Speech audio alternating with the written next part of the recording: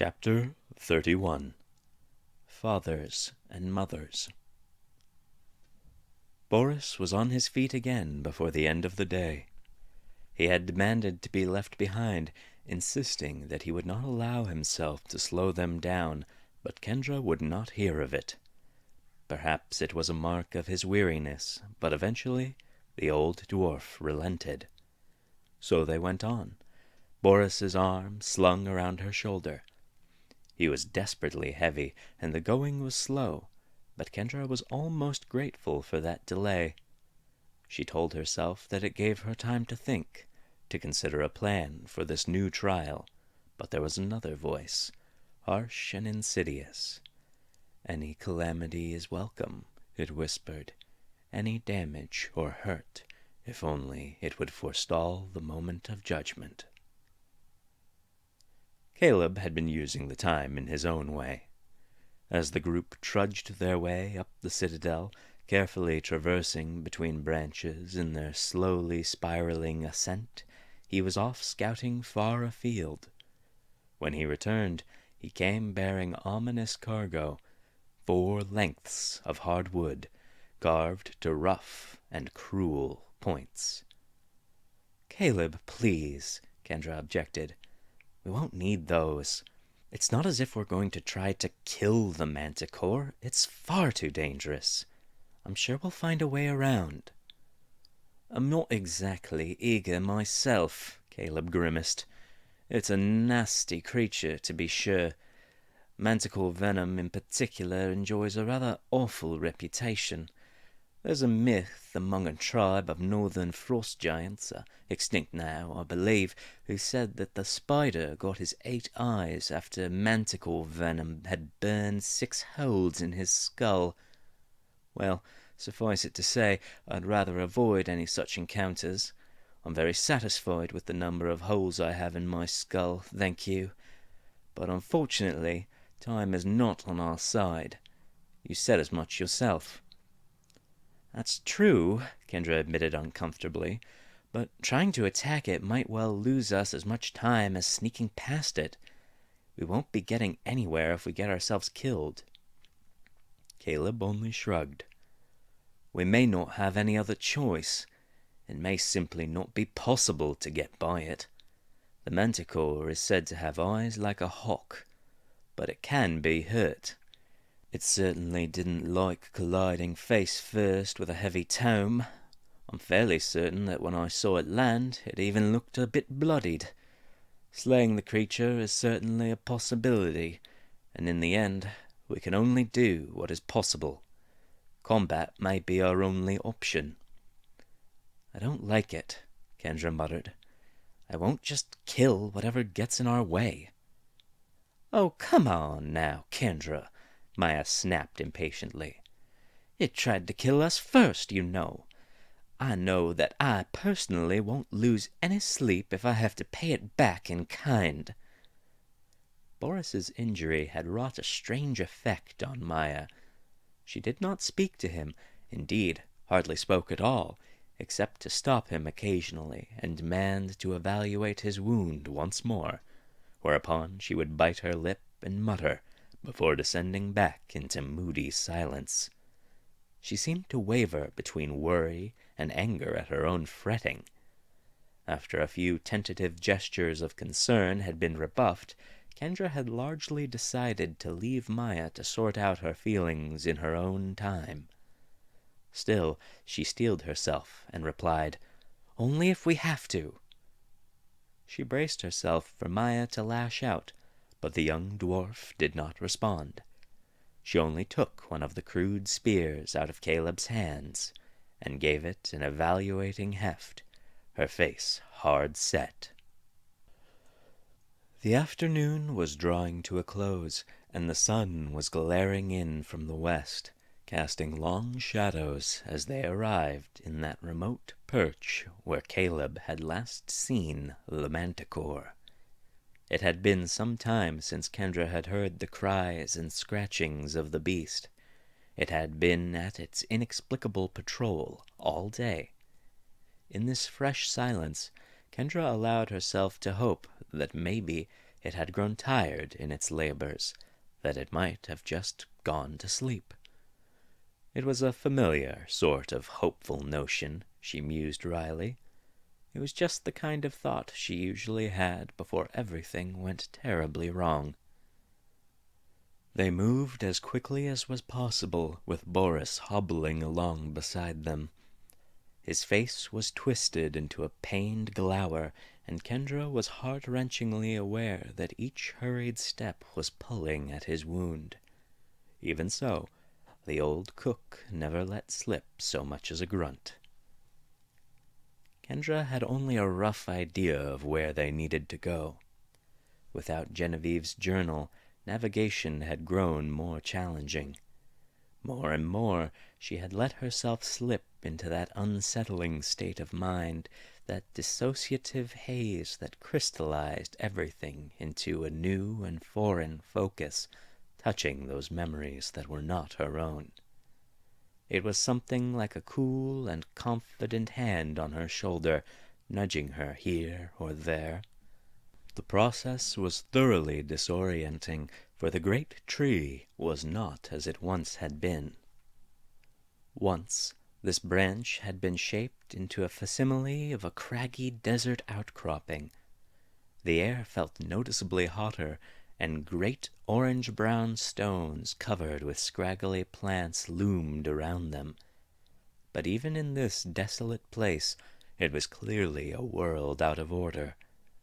The few trees and standing plant life that there had been were all tossed about and broken. What had once been smooth canyons were now crumbling, with sharp stones piled in treacherous morasses of sap beneath signs of recent rock slides. The band nervously skirted the edges of such hazards, where one false step might bring down fresh avalanches of stone, but that took still more time. And as they went, Kendra thought that she could hear something new. If Kendra had still been an ordinary human, she was quite certain that she'd not have heard a thing. Now, little escaped those long ears. She found herself perking them up, trying to catch some echo of that noise. It was little more than a squeak, faint and only came now and then, but soon Kendra could not get it out of her head. "Do you hear that?" she asked Boris in a low whisper, leaning over slightly to catch his ear. "Something small and shrill?" "Well, you needn't be so hard on yourself," he replied with a grin, only slightly twisted in pain. Kendra suspected that he was ornery as a matter of professional pride, even now with his back laid open, and she elbowed him very gently. He allowed himself a chuckle before suddenly frowning. The squeak had sounded once more. "I'll be damned. Maya, did you catch that little—" It was in that moment that several pieces of good fortune prevented a sudden and deadly end to the journey. They were fortunate that Adrian had not been listening to their conversation in the slightest. He had kept his head constantly swiveling and suffered no distraction when there was a subtle shift in the light, a flicker of shadow passing overhead. They were fortunate that they were in the bottom of a narrow ravine and were less readily accessible from the air. And they were fortunate that Caleb had an unshakable faith in the sisters, and by extension, Adrian. When the familiar let out a choked cry of dismay, Caleb took it as gospel. He snapped sharply to attention, and was left with that precious and essential moment to react. There was a flash, like two cobras striking at each other, one above and one below, and an agonized roar echoed through the ruined canyons as something clattered to the ground at their feet. The company fell to their knees, covering their heads as peals of loose stone rained savagely down around them. But for all the clamor, the roaring of the manticore nearly drowned out the rest. It could not reach them, though its yellow claws sang overhead in lethal arcs. There was a look of unadulterated fury in its shining green eyes that Kendra could not remember having ever seen in all her life, burning out all other creature wants and needs until there was naught but the rage. Its tail had a disquietingly insectile appearance, a shiny carapace that flexed and snapped with prehensile malice, but it was drawn back now. Blood was dripping from its tip, and the manticore shielded that gored stump. Kendra looked down in stunned horror to where she had heard the tip land, a cruel stinger near the size of an iron poker. "Don't touch that," Caleb said, haggard. "If you stick yourself with that thing, you won't live to regret it." The cascade of stones came to a halt, and they looked up, bruised but alive. The manticore stared down at them from its perch, but made no further attempt to dislodge them from the ravine. It settled onto the top of the ridge, sitting over the sheer cliff face above them, cradling its tail. It watched unblinkingly, and Kendra took in the predicament. The little canyon led directly into the open, not a few dozen steps in either direction. The walls of the cliff sloped down and left them utterly exposed to the immense predator. All it needed to do was wait. Kendra had once seen a man, a guest of her aunt's, hunting rabbits. She had been young and impressionable, and not fully comfortable with how meat wound up on her table. The rabbits had fled his dogs, hiding in their burrows, out of reach, and Kendra had thought with relief that it was over, that they had escaped.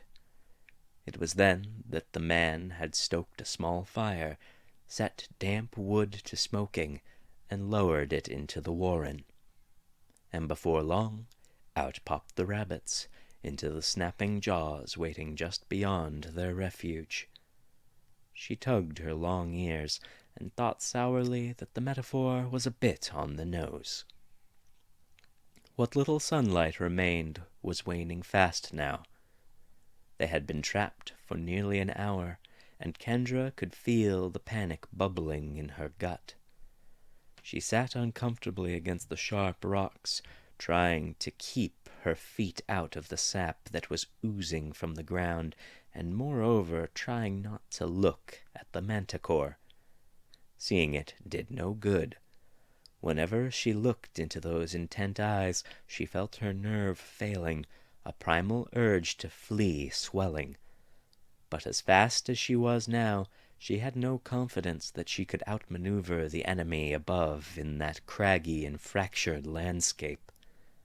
That high wind keened through the canyons, singing its lonesome song, and now and then carrying a fragment of that little chirping squeak, muffled and uncertain. For a time they had tried to unseat the creature, lobbing spears and then rocks up to where it lay with an easy and deadly grace. It swiped the projectiles down carelessly with a flick of its massive clawed paw. It had been caught off guard by Caleb's throwing arm only the once, and now it was ready. So they sat, Caleb muttering a circular sort of conversation with Maya, which kept bumping into the hard truth that time was running short, and chances of them all escaping alive seemed remote. Kendra had pointed out that she might survive the role of distraction, but she had been shouted down. She knew neither of them liked it, the idea of using her as a shield of flesh to be torn and gored and cast aside. It was hardly as if she liked the idea either, she thought grayly.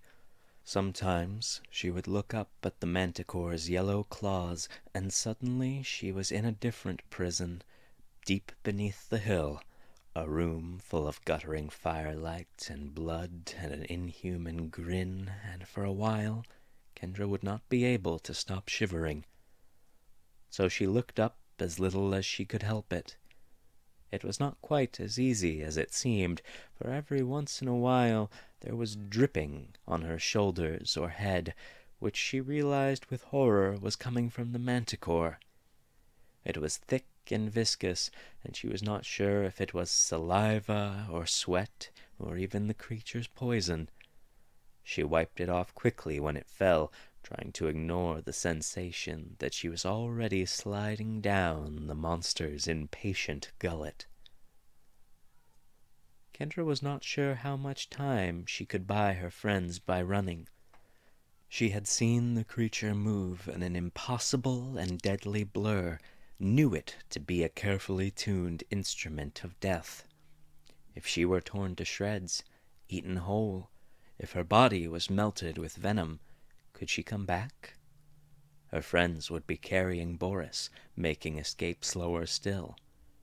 Would she die screaming for nothing at all? Her mother had faced that decision once. The thought came unbidden, for Kendra did not often think of her mother these days. She hardly remembered her now. She had been only a toddler when the fire had come.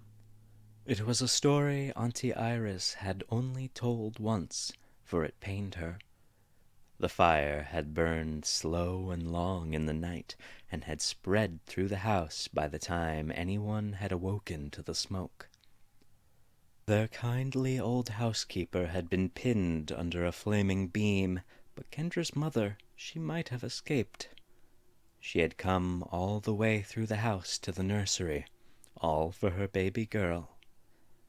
That agreed with Kendra's hazy recollection, an image of a woman standing over her, hair flaming, face ash gray, set against the hungry orange glow. Somewhere far down those twisting ravines, that feeble cry echoed like a faded memory. She had given her life to leave behind a scarred orphan and a heartbroken sister. If her mother had simply left, maybe Iris could have been happy. Her mother would have grieved, but maybe started a new family and healed in time. It seemed a raw deal to Kendra's mind. For her own life, perhaps she could save 4 others. Surely that was a proposition worthy of consideration when her mother's same coin had bought so much less. But then she knew mothers often gambled recklessly for the sake of their children. A drop of that strange liquid fell once more upon her shoulder, and Kendra looked up, though she knew what she would see. The manticore's vigil was ceaseless, but it had shifted slightly. It sat up now, and Kendra noticed its chest, strangely red and swollen. She wondered what could have hurt the powerful beast, even that trifling amount. And far away she caught that faint whisper of a squeak, and Kendra gasped. "Mother! She's a mother!" The band had been downcast and sullen, the dwarves sitting statue-like, with Caleb pacing and Adrian flitting anxiously, but all looked up to her sharply. "That noise we've been hearing, Maya, Boris, that's its cubs," she explained quickly, heart beating fast. "The manticore must have lost them in one of the landslides, and its hearing isn't as sharp as ours, so it's been tearing through the citadel, looking for wherever they might have been trapped." "Are you sure, lass?" Boris asked. "That's rather a large assumption, no?" "I'm pretty sure," Kendra said, trying to keep the doubt from her voice. If she was wrong, but she felt confident. "That's why she's been so hostile. She's a mother with lost children, and we're dangerous strangers walking through her territory. If she lets us go, we might come across them, and how will she protect them then? And there's another reason she's angry." Kendra stared up at the beast, that redness of the chest, and her fear now was almost matched by pity. "The manticore, She's lactating. She hasn't given milk in days, and her breasts must be overfull and swollen. It's got to be quite painful by now. I can see how she'd be in a rather nasty mood at this point." "It's a compelling enough deduction," Caleb conceded with a frown. "But I don't see how it helps us much, Kendra. Knowing what's given her such an inhospitable disposition doesn't bring us any closer to escaping her displeasure." Kendra nodded, deep in thought. "If we can get to the babies," she said slowly, "if we can rescue them, then maybe she'll stop chasing us. We wouldn't have to fight her if we could just calm her down a little." "That's all well and good," Caleb said pointedly, "but it still leaves us with the problem of how to get out of this hole to actually get to the babies. I don't think the mother here is likely to be particularly understanding." "Could you talk to her?" Maya asked, and there was a faith in her voice that made Kendra's stomach sink. "Like when you got the wolves to run off. I reckon you could convince her to let us go to them." "I could try," Kendra offered doubtfully. She turned to look up to the manticore, thinking back to that transcendent calm that had let her reach out to the wolves, feel their fear, and ease it. Hesitantly, she made eye contact, those burning green spheres boring holes in her skull from where it perched, stately as a judge. Her brow furrowed with concentration as she nervously addressed the immense creature, standing tentatively. She exhaled a long, tense breath and began. "Listen, please. We mean you no harm. Your children—" A claw sailed over Kendra's head, missing by a hand's breadth, and she tumbled backwards into the sappy quagmire with a choked squeak, momentarily unable to breathe from sheer terror. "I can't make her understand," she gasped. "She's too powerful, too angry, too full of pain." "Well, then," Maya said, sinking back into her seat with resignation, "that's just about the size of it, then, isn't it? We're right back to where we started, if we can't get to the cubs." "There's another possibility," Kendra said slowly. "It was something that I'd already been considering before. If one of us runs one way, it'll have time to follow that person, and the others would be able to make it to the cubs. We wouldn't have to run all the way out of the manticore's territory, just to the babies, so the person wouldn't have to distract her for nearly so long." A tense silence followed the proposal. "That seems a mightily dangerous task for the one doing the distracting," Boris noted mildly. Caleb said nothing, but the muscles in his neck tightened. "You're right," Kendra admitted, and her smile was truly awful, from its assumed, cracked curve to the hollow eyes. "That's why I'll do it. Even if she catches me, she can't kill me. She can only hurt me." She did not allow her voice to tremble. "No." Kendra turned to Caleb, who was standing tall with arms crossed. His eyes blazed like wildfire, but he contained it, lips tight. "It's only sensible," she insisted, her own cool slipping in the face of his imperturbable refusal. "There's no good reason to risk your lives any further than you already have. I can't let you get hurt from me anymore. What kind of pathetic piece of garbage would I be if I allowed my friends to die just because I'm too scared to get a little scratched up?" "No." Caleb did not twitch, did not move a muscle. In that moment he might have been a dwarf. "Your plan is flawed for several reasons. Firstly, If you get caught and torn to shreds after running a few paces, the manticore will be back on us before we have time to find the babies." Kendra flinched, but he continued, tranquilly relentless. "Secondly, while you might be faster than me, you can't control it, and we're not on open ground. In these tight quarters of the ravines, I'll stand a much better chance of evading her. And you've also failed to consider that of all of us, she's most displeased with me in particular." He picked up the spine of the manticore's tail, holding it gingerly, and a resonant growl echoed down over them.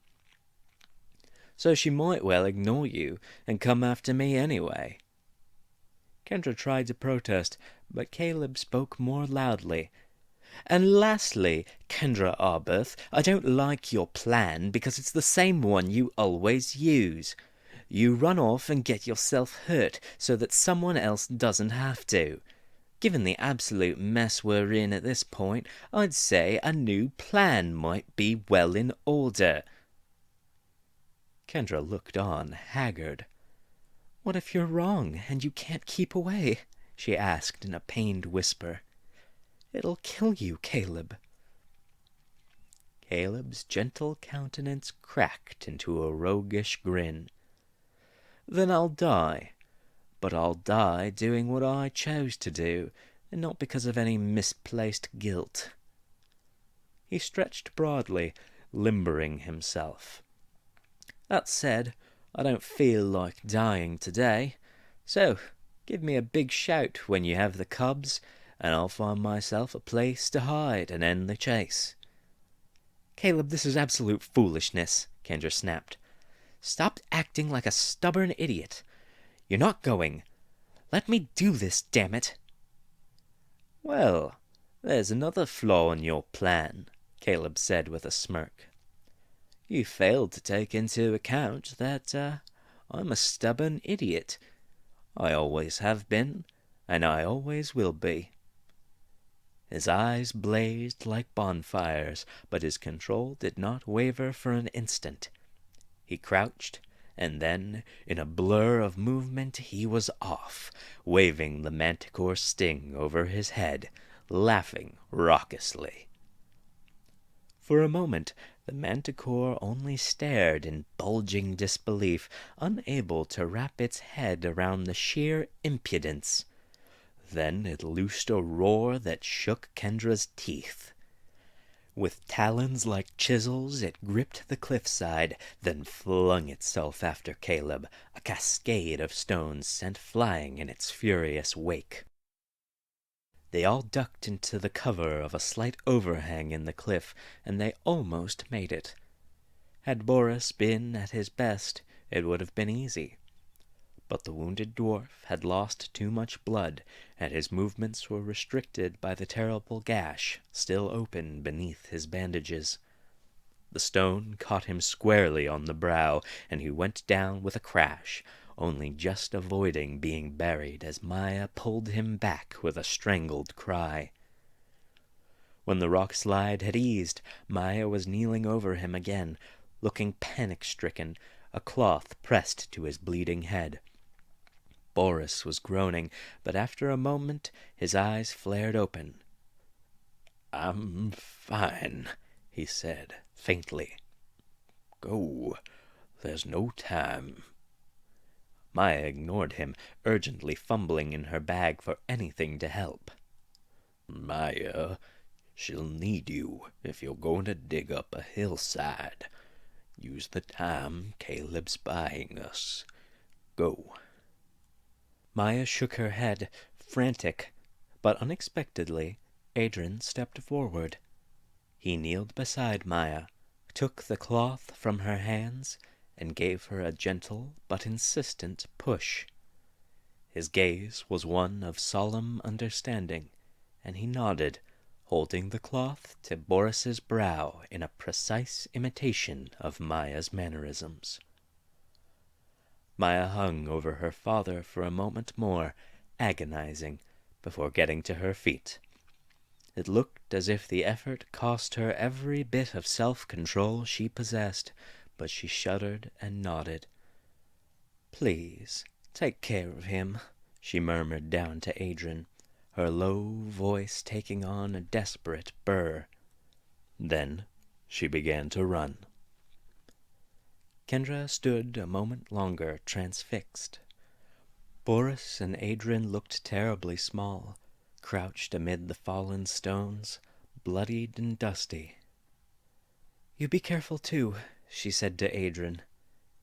He smiled beatifically, with a trust as resolute as a pillar and just as heavy. Heart twisting in her chest, Kendra wrenched herself away and followed quickly behind Maya. Almost immediately she outpaced her friend, flinging herself down long, sandy corridors, over bluffs and mesas, her ears perked up, high and twitching. She would crash painfully into walls that came on faster than she could avoid, but she dared not slow down, only shaking herself back to clarity and continuing on at her blinding pace. It was too slow. Far too slow. The cries were feeble, and they echoed disorientingly through the winding canyons. All the while, the distant roars and crashes of Caleb's deadly chase thrummed on the high wind. She felt a swell of panic. If only she could fly above this jagged maze like Adrian. A feeling that was not her own swelled in her chest, a feeling that she did not at first recognize. It was something like wounded pride, out of place.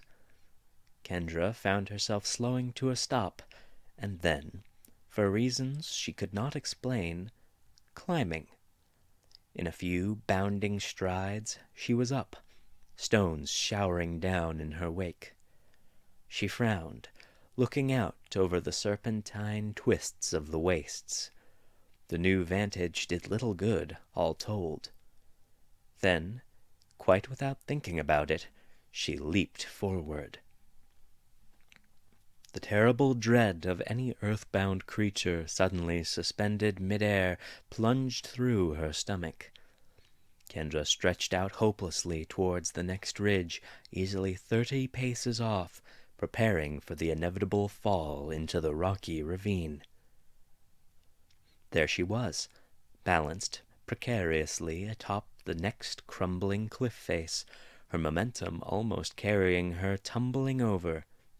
A small O of stunned realization formed on her lips, followed shortly by a ragged grin.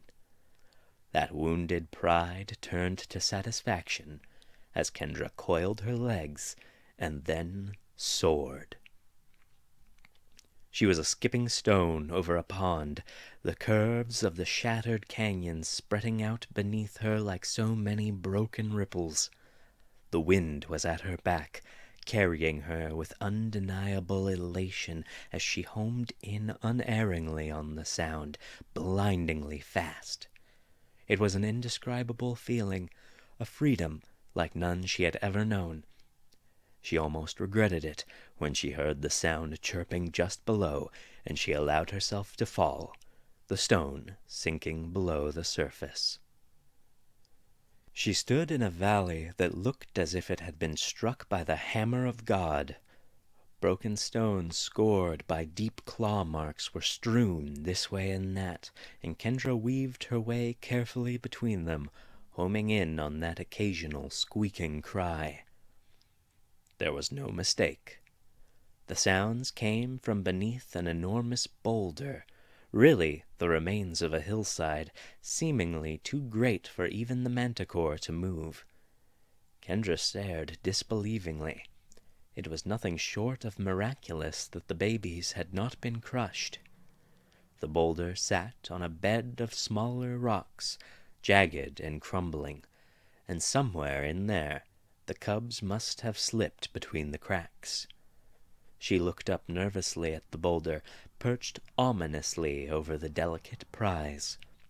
Enough digging would surely cause the whole thing to slip loose, but there was nothing else for it. Kendra began her work, cautious but urgent. The light was dying now, and it was quickly becoming very difficult to see under the shadow of the boulder. Sharp stones cut her fingers, and her blood mixed with sap seeping out of the cracks and gashes in the branch below.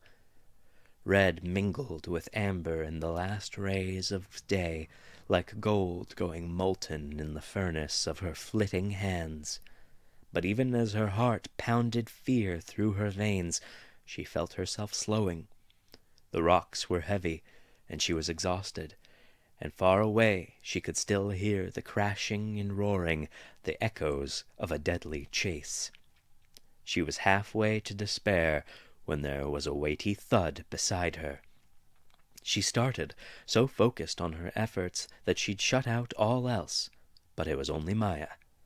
She was panting mightily, and her expression was exasperated. "You've got some long legs on you, I'll grant you, but that's no excuse to leave a girl behind. Goodness, look at the state of you.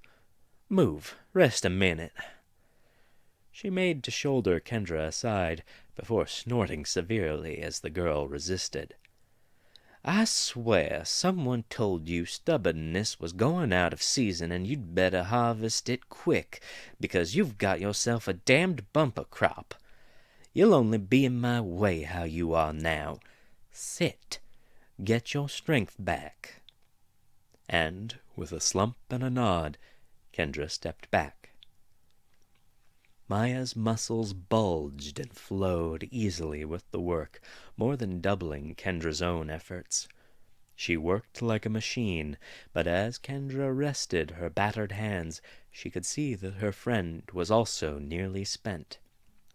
There was a heavy breathing coming out of the steadily deepening tunnel, and as soon as she looked away from Kendra, the bravado seemed to slip from her face. Kendra wasn't sure which was worse, between being alone with her fear and watching stalwart Maya's own confidence slip. There was a grunt, and then Maya beckoned her forward into the darkness of the alcove. The cries were quite clear now, until Kendra almost thought she could reach out a hand and touch the little creature. "They're right on the other side of this stone here," Maya said, laying her hand carefully on a smooth, dark shape, maybe half her size. Kendra brightened. "That's fantastic. You can move it, can't you? Do you need my help?" "I can move it," Maya confirmed grimly. "That much is easy enough. The trouble is that any time I touch it, I feel the whole structure tremble. It's a load-bearing point, and if we move it, everything else will come tumbling down, unless we replace it." "Replace it with what?" Kendra asked. "Maya, you're not thinking." "Afraid so. If I can take it on my back—" "Maya, you can't!"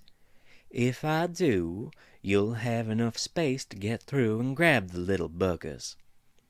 Maya's arms were crossed, her face set stubbornly. "With a little luck, as you run by me, I'll have enough time to drop it and scuttle on out behind you." "With a little luck? Maya, you can't lift this whole boulder." "Not all of it," Maya agreed, and there was a trace of a devilish smile that Kendra knew only too well. "Just enough of it for a few moments. I don't see that we've got time for much else." Kendra stood, slack-jawed and appalled. "You're crazy," she said, but with resignation. Maya cracked her neck, stretched out her shoulders, and settled into a crouch, a stout caryatid with a rude grin. "Well, after a few days with you lot, a lot of crazy things start to seem possible. So, let's try for one last miracle today, all right?" She took hold of the rock, with the other hand on the roof of the cave. Then, with a cocky wink, She pulled down the last column of support. For a moment, there was a nauseating sense that the sky was falling.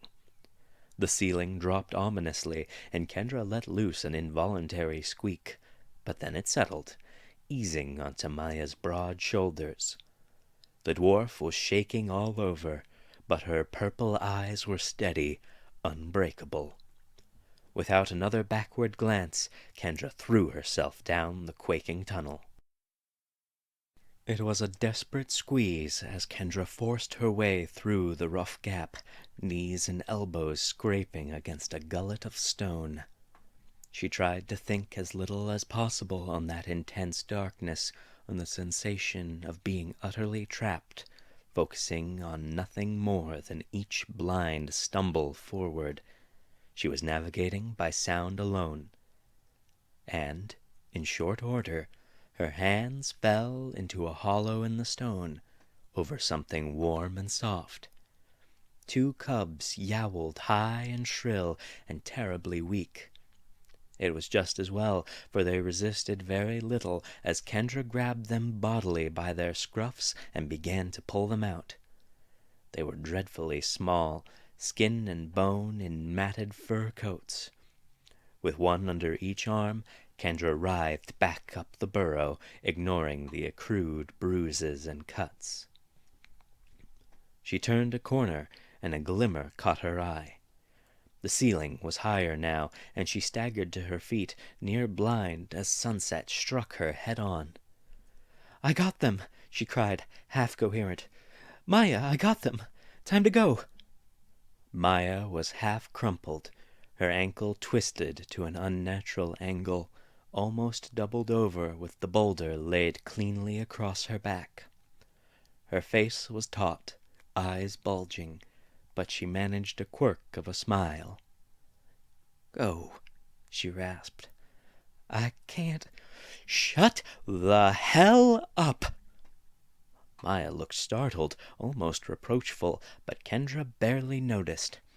She shivered for a moment, feeling panic rise, but more than that, an absolute rejection, a refusal. Maya would make it out. She would live. The alternative was unacceptable.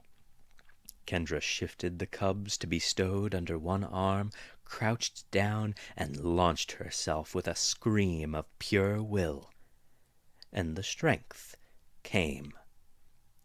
In one step, she tore down the passageway, collided with Maya, and then was out in the open. It happened before her eyes could register the movement, though her shoulder felt the brunt of Maya's form against them. It felt rather like pushing her arm through a marble column. She sucked down air in tearing gulps, lying prone on the ground. She heard the stone make a titanic shift, followed by a rumbling crash and roll, but she could not even flinch, her body trembling with exertion. She allowed herself a few gasping breaths before half rising and screaming so loud that her throat hurt, "Caleb, hide!" Then she slumped, shifting only ever so slightly so as to avoid lying on the crying infants. Far away, a frustrated roar echoed over the branch. Maya was groaning, which Kendra took to be a good sign. "I don't think I've ever heard you use that kind of language, Miss Kendra," she said with a pained chuckle. "We must be a bad influence on you."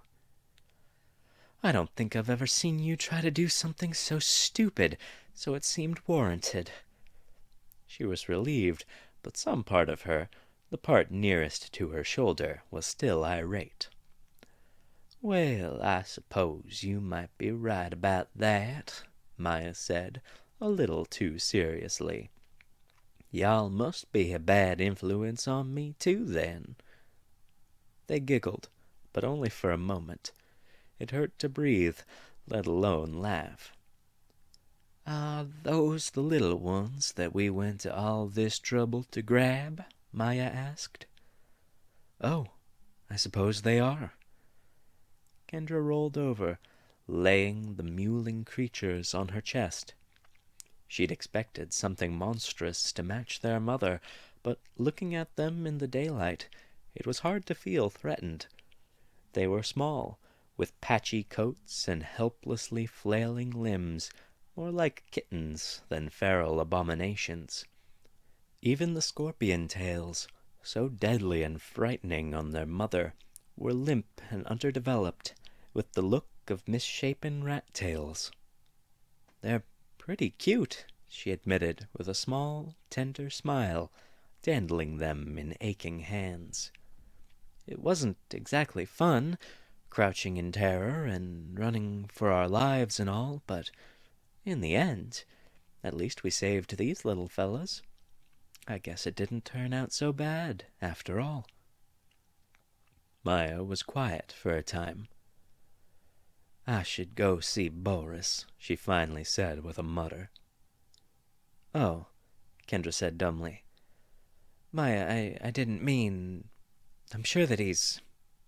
She shook her head, berating herself. Stupid. Selfish. Oh, gods, Boris.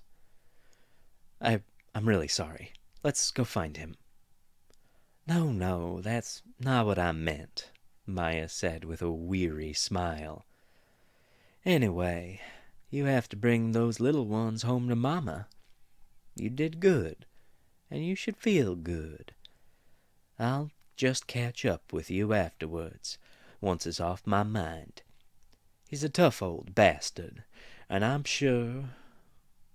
She trailed off, before giving Kendra a pat on the cheek. "You finished this thing now, all right?" Kendra nodded, her face drawn, and their paths parted ways. Stepping very carefully, arms full of precious cargo, Kendra clambered up to the top of a nearby ridge. She had hoped to spot the manticore from the high ground, to form a plan of approach, gingerly and with as little risk as possible of the beast tearing her head off before she could present the cubs.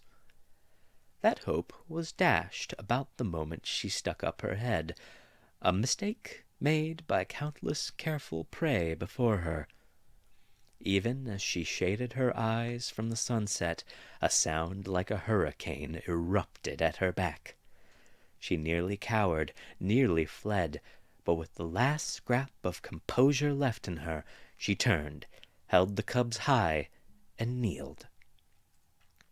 The screaming winds cut off sharply into great, slow buffets as huge wings dragged the monster to a halt.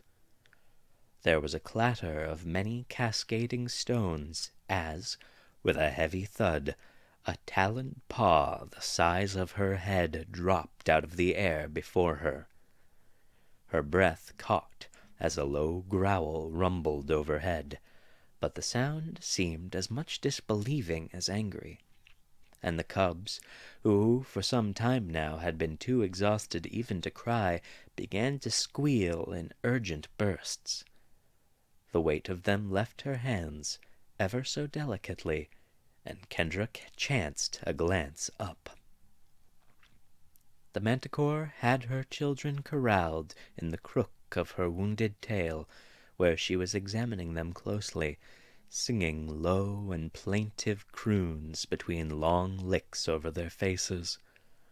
There was such a fervent relief and joy in the reunion that, for a moment, Kendra forgot her fear of the immense monster.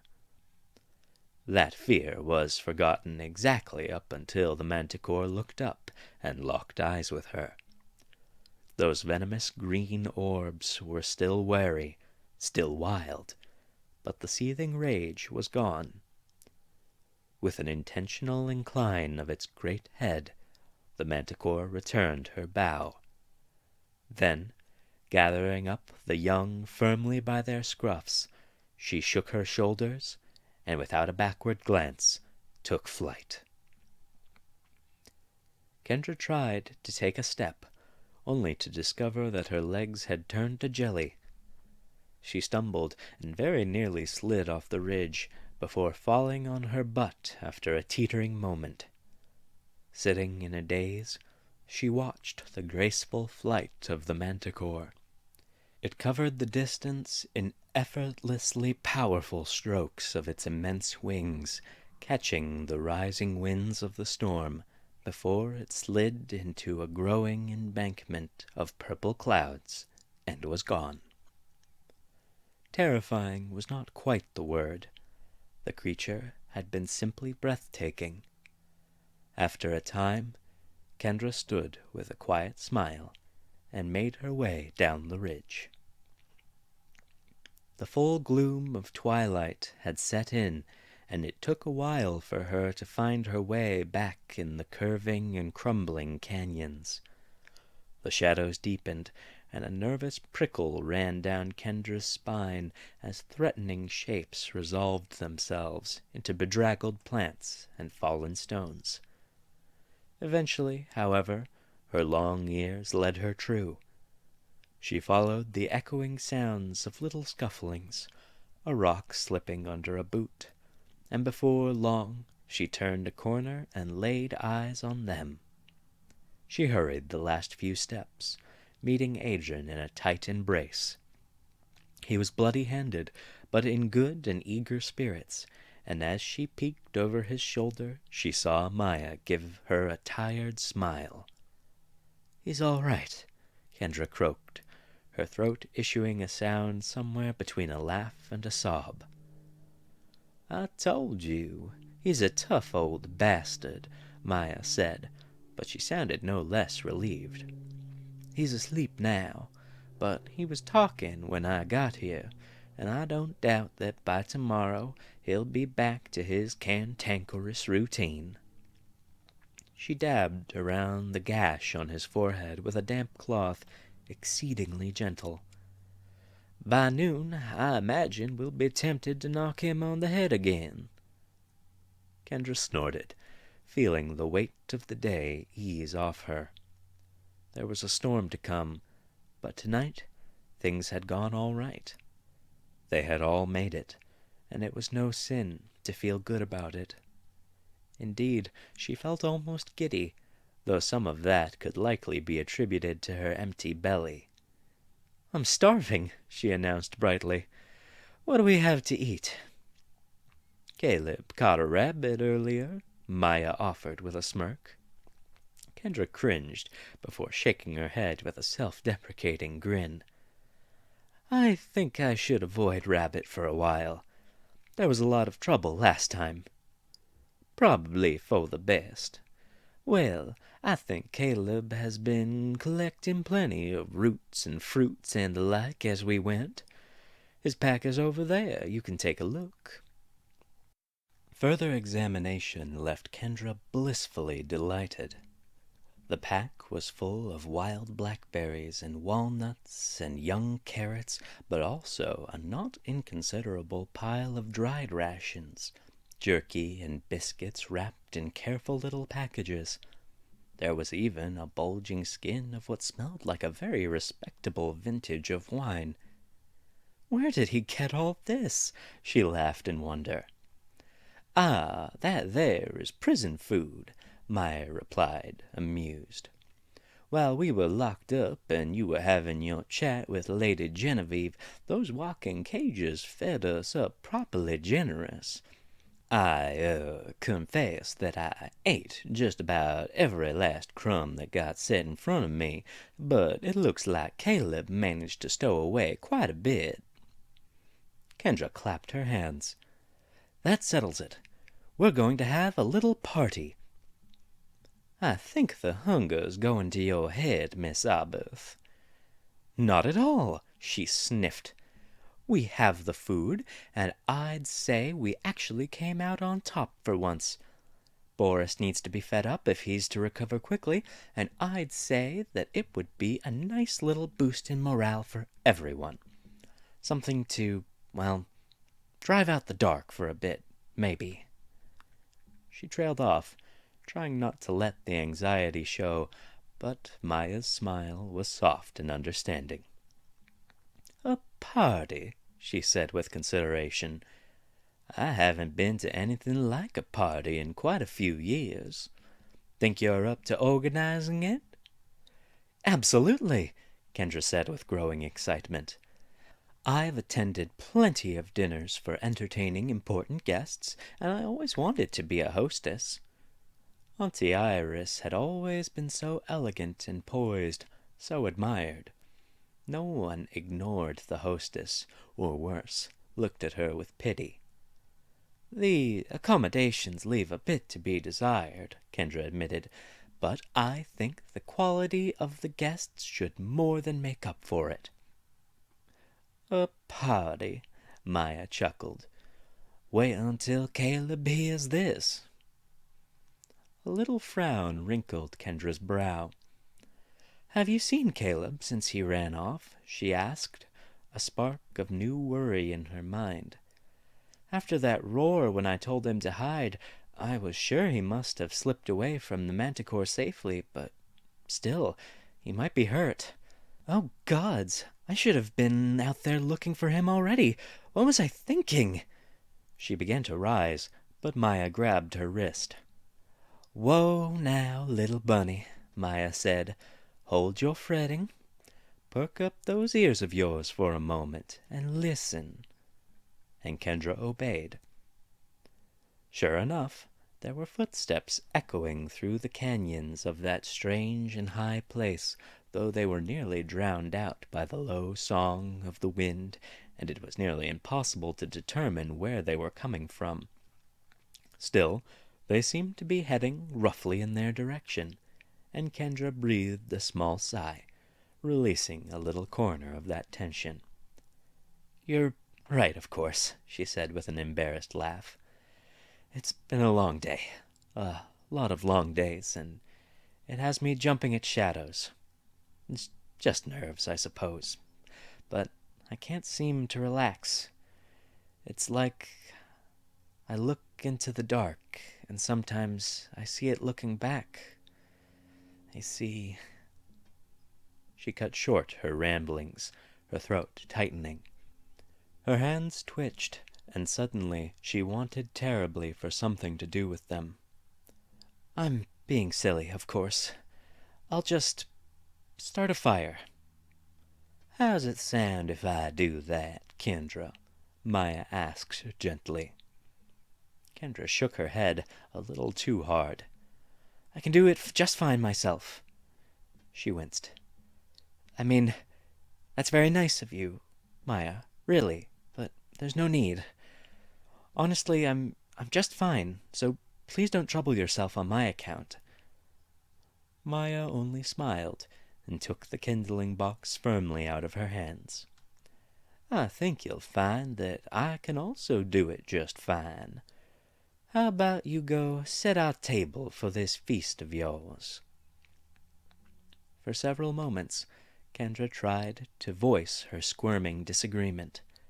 Then she nodded smallly. "Thank you."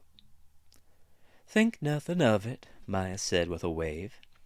"Anything I can do to help, really. I owe you that much, and a whole hell of a lot more." "You don't owe me anything, Maya," Kendra objected, startled. "Without you, we never would have gotten this far." Maybe so," Maya allowed. "I am extraordinary in many ways, I must admit, but that's only half the story. I helped you for my own reasons, for my people, and honestly for myself. I needed to run, to get away from where I was, and you were as nice an excuse as I could have asked for." For a moment, Maya's voice was bitter, but she shook it off with the charming grin of a rogue begging for just a little lenience. "And I've been a right proper ass lately, too. I have a fair bit to apologize for." With careful hands, she began to build the fire. Kendra did not want to imply that she agreed with such a condemnation, particularly when there was a hurt corner of her mind that certainly did. "I'd wondered why you seemed so unhappy," she said cautiously, "particularly with regards to Boris. I mean, he told me a little about it, but, well, there are at least as many sides of a story as there are people in it." Maya bristled momentarily before very intentionally unwinding her clenched shoulders. "I imagine what he told you was true enough," Maya admitted. "He had his reasons. I know that well enough. He had a lot of grand plans about saving the dwarves, and still does, and, well, I do too, so what the hell? I suppose that means I shouldn't be angry. I should just tough out the bad and forgive him. But I am angry, and I'm damned tired of acting tough." Maya stopped, her face a hollow mask. Tentatively, Kendra laid a hand over her shoulder. "You shouldn't have to be tough all the time," she offered quietly. "That's not fair to yourself." Her smile was appreciative, but Maya shook her head. "Unfortunately, fair doesn't have a thing to do with it. That's the way of the world. I had to be strong when Da left, and I had to be strong when my people were gone. Everyone had always left, sooner or later, and if I didn't keep it together myself, then no one was going to do it for me. Still, just once, I'd have liked it to not have to be made of stone." "I guess I still don't understand, Maya," Kendra said quietly. "I know it's been hard for you, but he's back now. He came back for you. Gods, I'd give anything for—" She clamped her lips tight over that thought, jealous and throbbing with need. Sometimes Boris seemed so paternal that it ached. "I'm sorry," she amended hastily. "I don't mean to say that you should feel one way or the other, but I just can't understand. I don't see why you aren't overjoyed to see him again." Maya did not seem angry, as she'd feared. On the contrary, she patted Kendra's cheek with a look of total sympathy. "It's a fair question," Maya said, meditative in her work as she built up the fire. "I was the last of my own kind, and now I'm not. What was lost now is found. A lot of people never get a chance like that their whole life long. I know you didn't, and now you're watching me squander mine. You'd be within your rights to be furious with me. I should be happy now, yet I'm not." Sparks began to fly in Maya's lattice of thin branches and quickly caught. She wore a lopsided grin in the orange light as she weaved in larger sticks, artful, not smothering the fledgling fire. Kendra felt that confused twinge as threatening dark gave way to hungry flame, but within a few breaths she had it under control. "Do you know why you aren't?" she asked eventually. "Aren't happy, I mean." "Oh, that," Maya said ruefully. "I was rather hoping you wouldn't ask, actually." Sorry. It's not really my business. I shouldn't pry." Kendra looked down, shamefaced. "You don't have to explain yourself to me." Maya chuckled, and it sounded a little uncomfortable. No need to be sorry. If it's to be a proper apology, it should have a proper explanation. I'm just a little embarrassed, if I'm being honest. It all just seems so petty when I think it all through." Kendra waited, undeniably curious, as Maya collected her thoughts. "There's 2 reasons," Maya finally began again, slow and raw. "He did come back to me, but he didn't come back for me, if you follow. It seems like the winds of fate blew him this way. And if it weren't so, he'd still be off in some far-flung place for that terribly important mission of his. It feels like nothing much has changed. It feels like he'll be gone again tomorrow. And that makes it damn hard to forgive and forget. Maya sat broodingly for a time before shrugging. Still, even if I'm angry, that's no excuse to take it out on you. I've been as nasty as a snake in a dung heap, and that business with the branch, well, I've just about lost my head entirely. I'm not proud, but that's the truth of it. For all that, you've got my most sincere apology. Kendra grinned, almost uninhibited, her good cheer returning. We've all done some things we aren't proud of. It looks like things didn't turn out so bad, one way or another. Apology accepted. Almost. Maya barked a surprised laugh. Almost? There are further conditions upon my forgiveness, are there?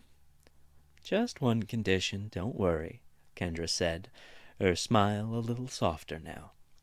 I promise it's nothing too severe. It's just that you said there were 2 reasons you were still angry. I'd like to hear the second reason. There was a pause as Maya bit her lip. He didn't say goodbye, she said after a moment, reserved and quiet. Back then, when I was just a little one still, and he left the garden, I woke up one morning, and he was just gone. He didn't even say goodbye. And to that, Kendra could say nothing at all. She found it hard to look at Maya in that moment, because she somehow looked like Auntie Iris. Iris was regally reserved, while Maya was as refined as a brick, but there was still something familiar in that expression. It was one that Kendra had sometimes caught when Iris thought no one was looking, the morning of one left behind. Had her aunt worn that look when she had left, holding the short letter in her elegant hands? Had she hurt her worse by leaving than she would have by staying? As Kendra's eyes wandered uncomfortably, she noticed Boris where he lay, seemingly asleep, and the tear that had slipped between his closed lids, cutting a clean mark in the dust and grime of the day.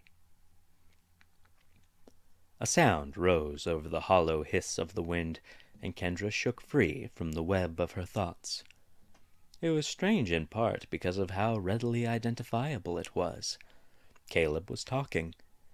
She had the sense that he might have been talking for some time before, an indistinct murmur in the night, but it was clear enough now, though the words remained muffled.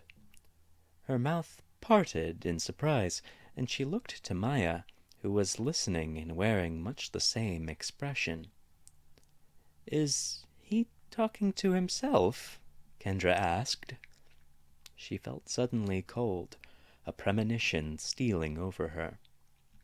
I wouldn't put it past him, Maya said glibly, but there was also some unease in her eyes.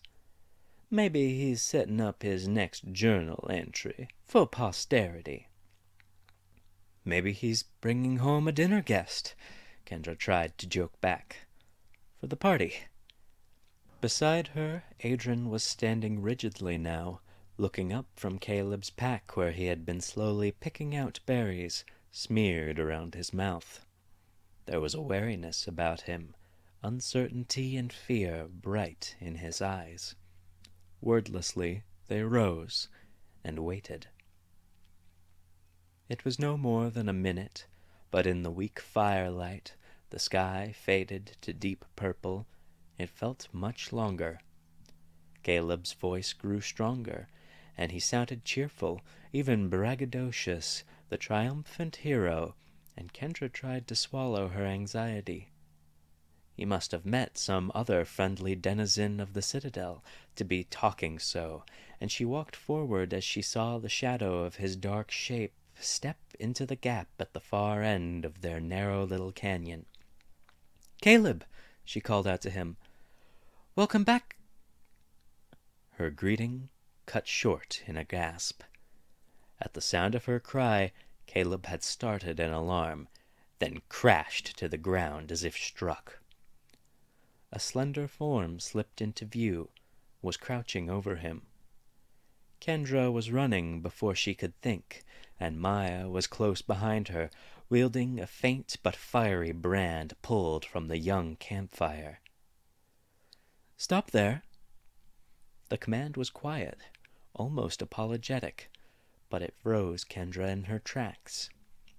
That voice was soft, feminine, and familiar, and suddenly she did not want Maya's torch to light up that face, but there was no stopping it.